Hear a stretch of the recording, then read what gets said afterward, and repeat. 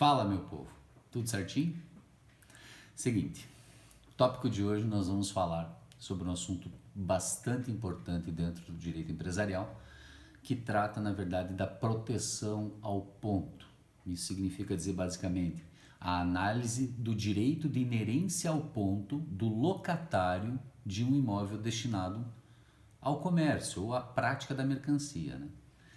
Só que esse assunto ele é importante também. Ele é mais importante ainda se a gente analisar a situação prática, como que acontece na prática essas situações envolvendo imóveis locados. Se a gente for fazer uma pesquisa, se a gente for fazer uma constatação em loco, a gente vai perceber que normalmente esses estabelecimentos menores, né, normalmente explorados por micro e pequenos empresários ou microempreendedores, são imóveis locados, não são imóveis próprios, né?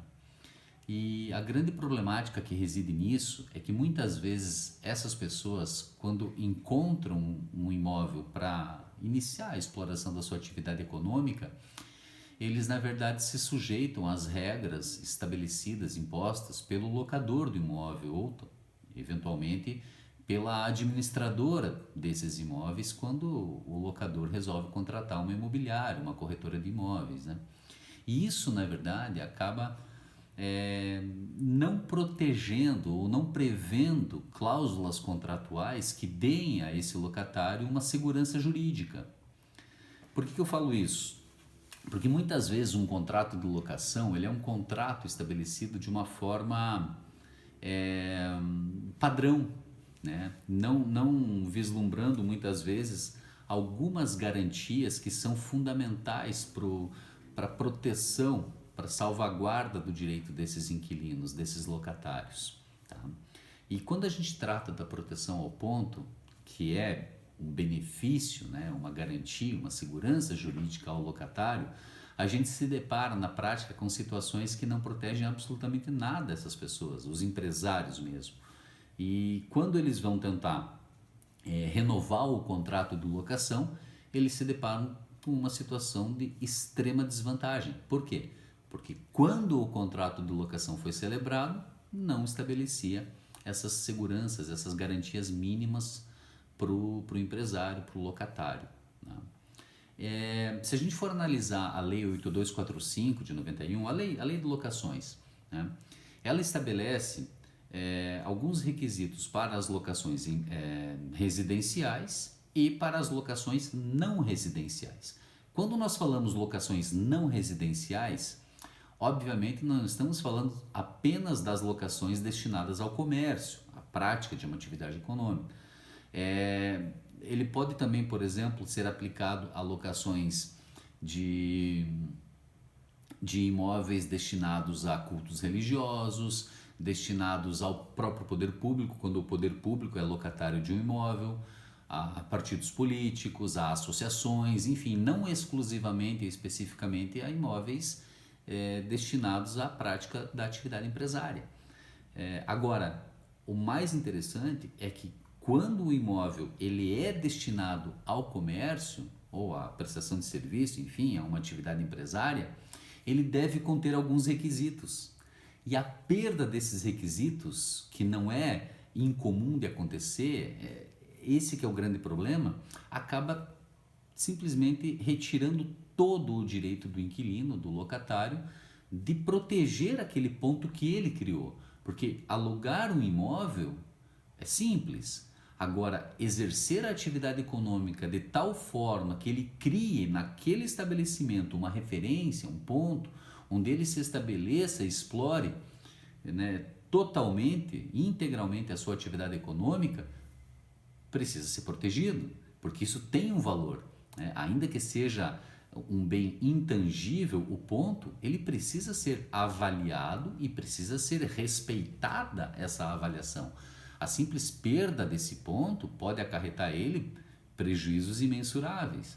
Por quê? Porque ali ele estabeleceu, ali ele criou a sua clientela, ali ele estabeleceu a forma como o cliente se desloca até ela, já deixa até uma situação padronizada, né, de como o cliente, o consumidor, ainda que fiel ou em potencial, possa localizar essa pessoa que já explorou de todas as formas aquele local.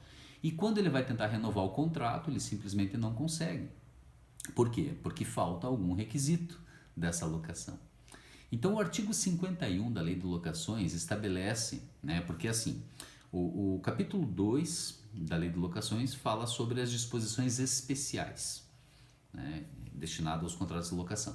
A seção 3 fala dos imóveis não residenciais ou das locações não residenciais. E já no seu primeiro artigo ali, o artigo 51 fala dos imóveis destinados ao comércio, tá? As locações destinadas ao comércio, né? O locatário poderá renovar o contrato de locação se presentes aqueles 3 requisitos de forma cumulativa. Isso é bem importante também. O primeiro inciso trata do aspecto formal. O que significa a formalidade? Formalidade é um contrato que seja escrito e que tenha prazo determinado de duração. E esse é o primeiro problema que normalmente contratos de locação encontram.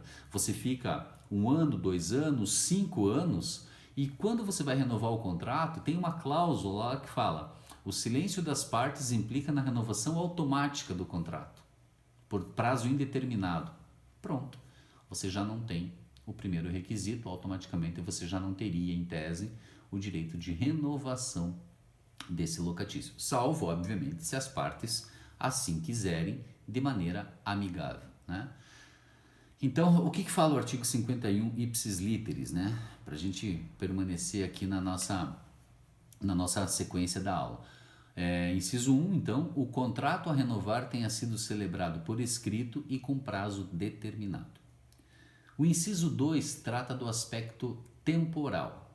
O que é o aspecto temporal?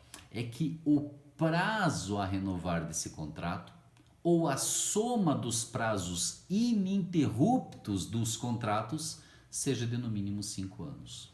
Então, o prazo mínimo que o locatário tem que estar naquele imóvel, tem que ser locatário daquele imóvel, tem que ser de no mínimo 5 anos. Ou que seja um contrato, ou que seja a soma de vários contratos. Mas detalhe, o prazo tem que ser de forma ininterrupta, essa contagem dos prazos. Não adianta eu locar 3 anos e depois de passados esses 3 anos esperar 1 mês para renovar esse contrato. Aí você já perde o requisito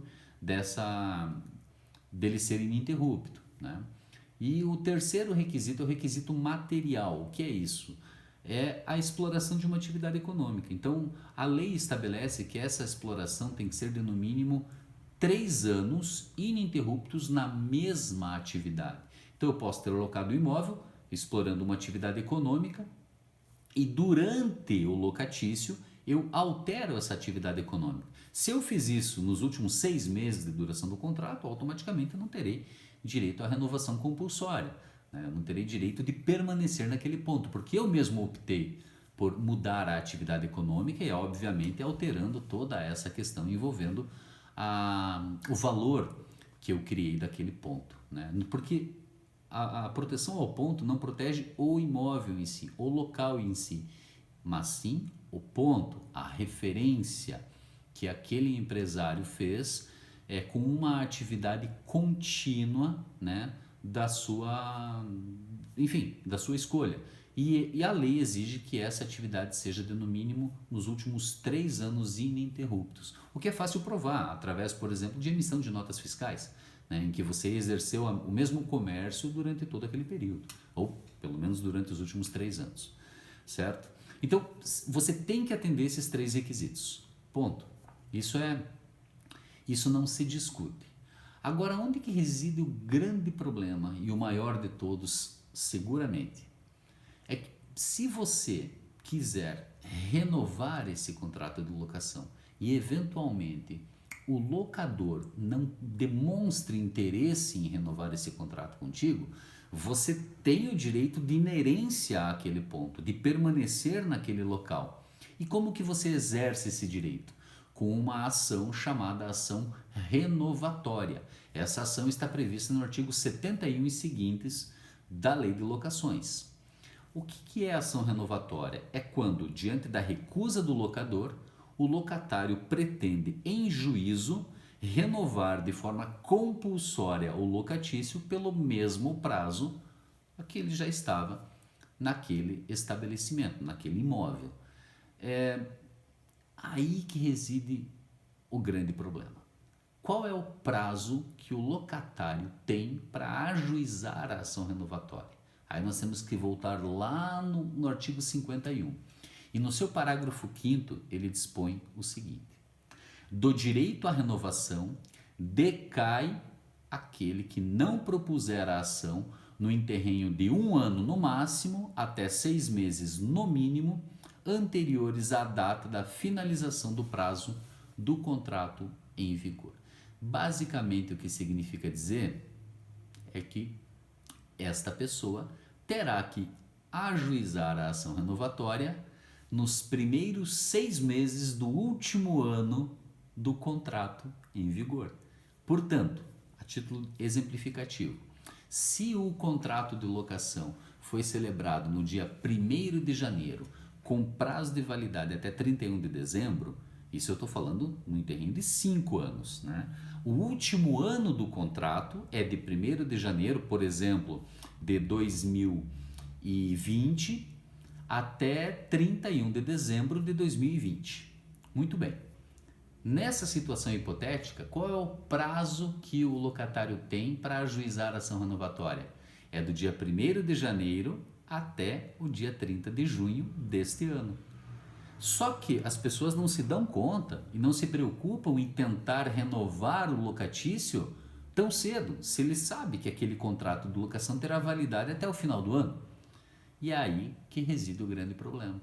Porque quando normalmente eles vão tentar renovar esse contrato, já está lá perto do término dele, no mês de outubro, novembro, em que eles começam as tratativas de renovação. Se você for analisar dessa forma, quando o locatário não conseguir negociar com o locador, porque o locador acaba apresentando algumas reservas, algumas dificuldades para aceitar a prorrogação do locatício, o locador vai tentar ajuizar, o locatário vai tentar ajuizar a ação renovatória, mas ela estará fora do prazo. Por quê?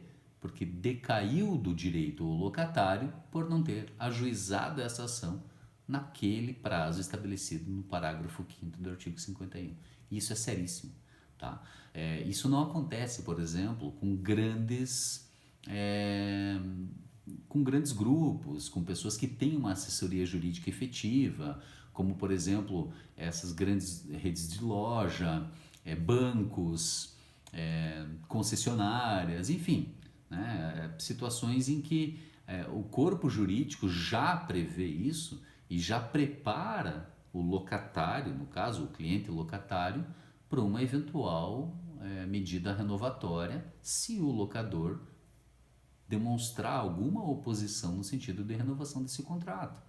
Então é assim, quando que você deve iniciar as tratativas para a renovação desse locatício? Já nos primeiros dias do último ano do contrato, né? E aí sim, você dispõe até o dia 30 de junho, nesse exemplo hipotético que eu dei, para ajuizar a ação renovatória. Tá? Então, a questão do prazo é fundamental, porque é um dos requisitos, inclusive, que cabe ao locador alegar em matéria de defesa. Tá? O artigo 72 do Código Civil, do Código Civil não, da Lei de Locações, trata justamente disso. Né? Quais são as matérias de defesa que poderá o locador alegar quanto a essa ação renovatória. Então, esse é o X da questão. Eu quero que vocês prestem bastante atenção agora. Né? Dentre as matérias de defesa do locador, quando ele for citado por conta de uma ação renovatória, ele poderá alegar 3 coisas. Tá? Primeiro, que o locatário não atendeu os requisitos da locação empresarial, ou seja, ou o requisito formal, contrato escrito com prazo determinado. 2, aspecto temporal, ou no mínimo de 5 anos, ou a soma dos contratos ininterruptos seja de no mínimo 5 anos. E 3, o aspecto material, ou seja, a mesma atividade nos últimos 3 anos ininterruptamente.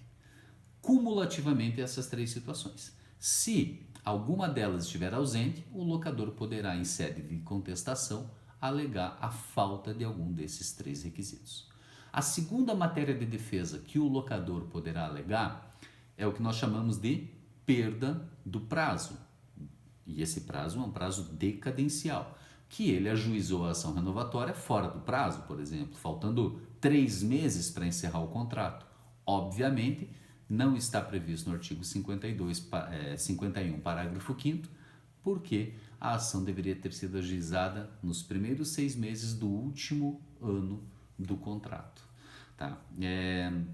Mas vamos imaginar que o locatário tenha ajuizado a ação no prazo e que atenda o contrato os requisitos da locação empresarial previstos no artigo 51. Aí tem uma terceira matéria de defesa que o locador poderá alegar em sede de contestação, que é a chamada exceção de retomada. O que é isso? Por que o legislador estabeleceu essa possibilidade em favor do locador? Justamente por conta do exercício do direito de propriedade. Se a gente for pensar bem, o que se está em jogo aqui, né? Vamos colocar numa balança, né? A balança da deusa Têmis, né? O que é mais pesado? O que deve ser mais protegido? O direito de inerência ao ponto ou o direito de propriedade, né? O direito de inerência ao ponto, por exemplo, não é uma previsão constitucional. A previsão constitucional é o direito à livre iniciativa privada. Agora, o direito de propriedade está.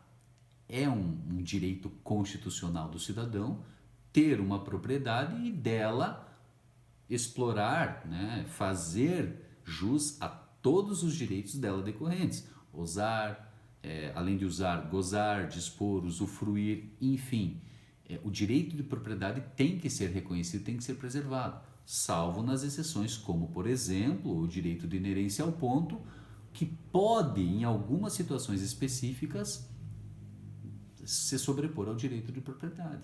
Mas o direito de propriedade nunca pode ser esquecido. Esse é o X da questão. E por isso o legislador criou algumas excepcionalidades, né? Para o quê? Para retomar o imóvel em seu favor. Por isso se chama exceção de retomada.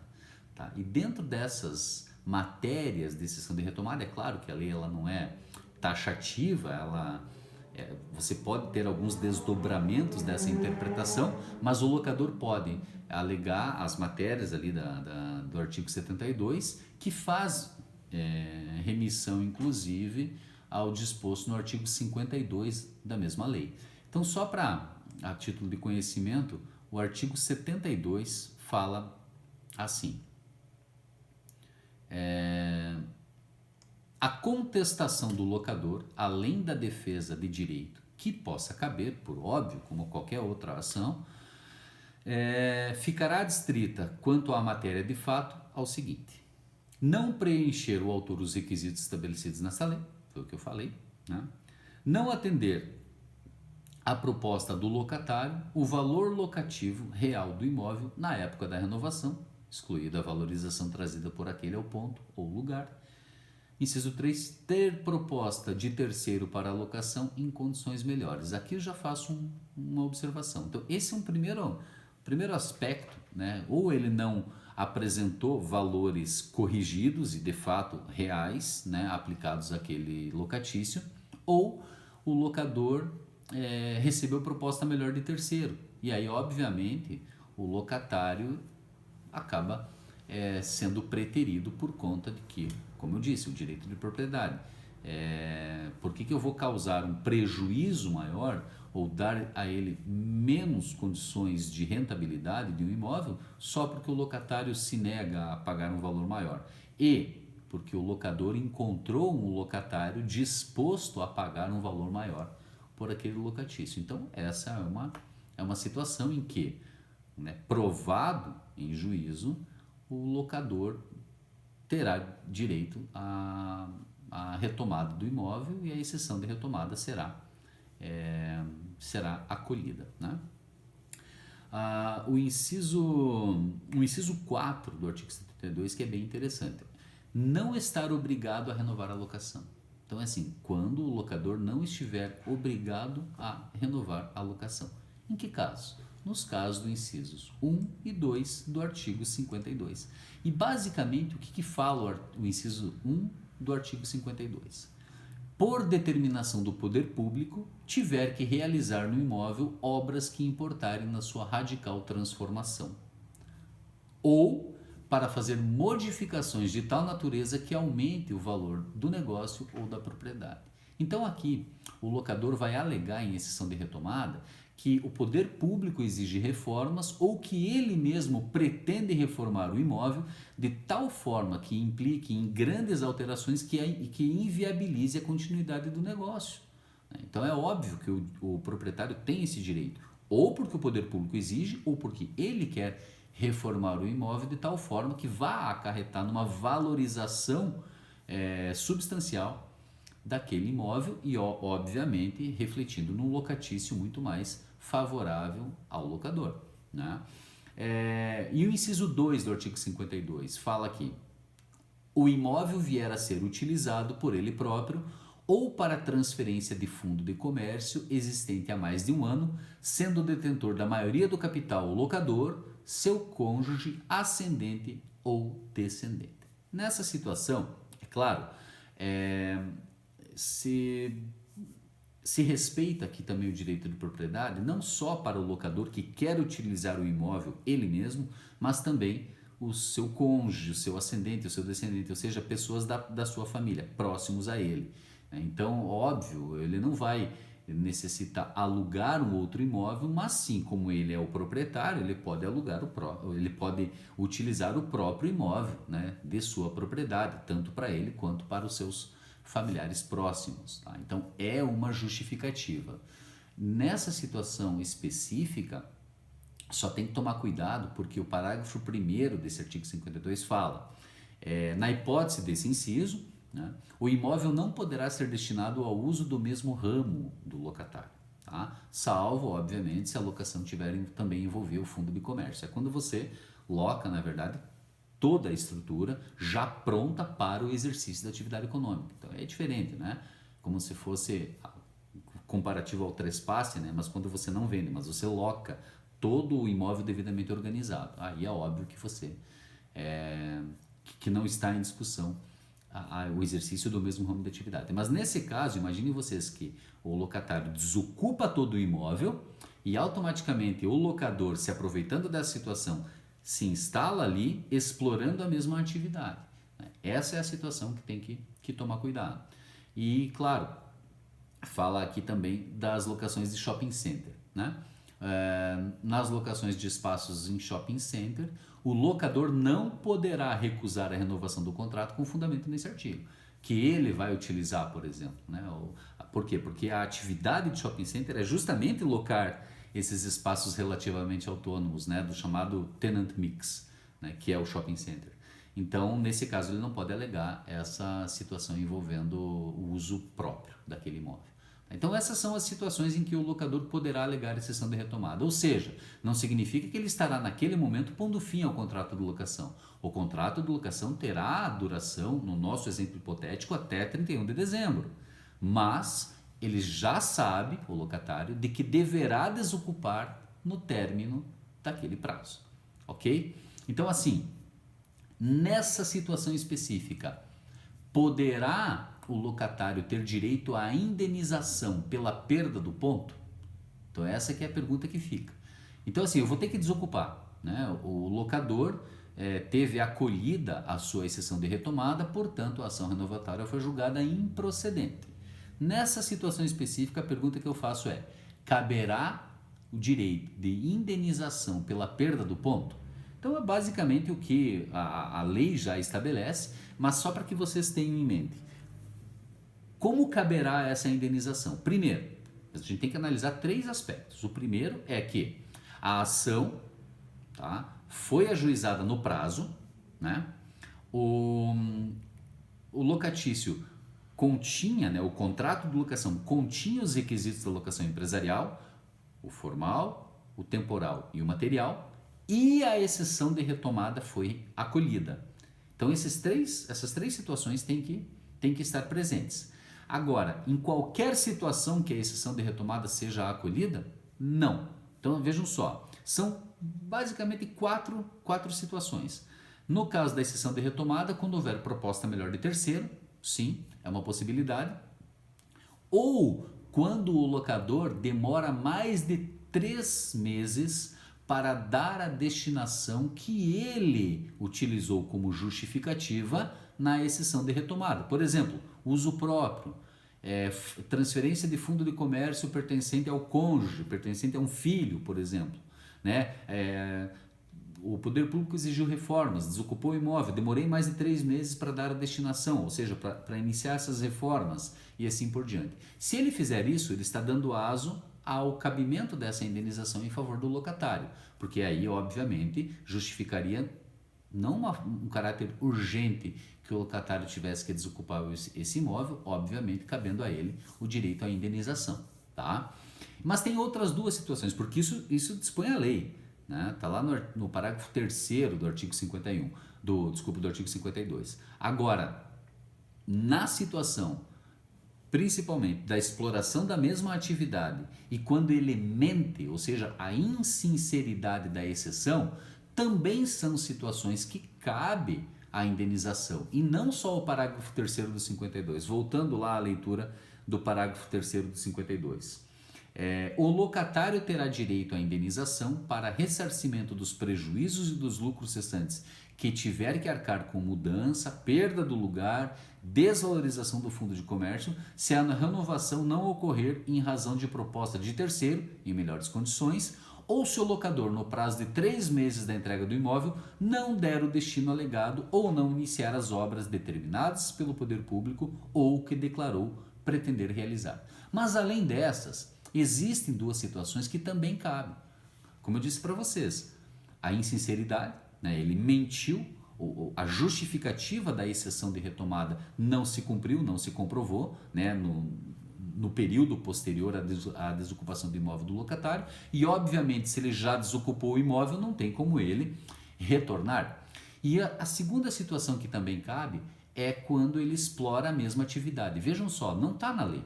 A lei só fala que ele não pode utilizar para o mesmo ramo do locatário. Mas e se ele o fizer? Então essas duas situações cabe sim, mas não por conta do dispositivo legal, e sim dos princípios gerais do direito e também, por que não, do artigo 927 acumulado com o 186 e o 187 do Código Civil. Ou seja, aquele que causar dano a outro fica obrigado a reparar o dano, porque ele deu causa. Então, ou porque ele mentiu, porque ele foi insincero, ou porque ele usou para a mesma atividade, portanto, se beneficiando de uma situação que coube, na verdade, ao trabalho, à exploração contínua de uma atividade do locatário. Então, ele está se utilizando de forma indevida do trabalho que o locatário já tinha desenvolvido durante o período contratual. Então, se a gente for analisar na prática, ainda assim o direito de propriedade ele tem um peso muito grande e, na maioria das vezes, se sobrepõe ao direito do locatário. Mas ainda assim, é um direito que o locatário tem, sim, e ele pode, em algumas circunstâncias, ter a sua ação renovatória julgada procedente, podendo permanecer naquele imóvel, podendo explorar aquela atividade, ainda que contra a vontade do locador, pelo mesmo prazo do contrato anterior. É isso, gente. Certinho? Então, até o próximo tópico. Até lá. Tchau, tchau.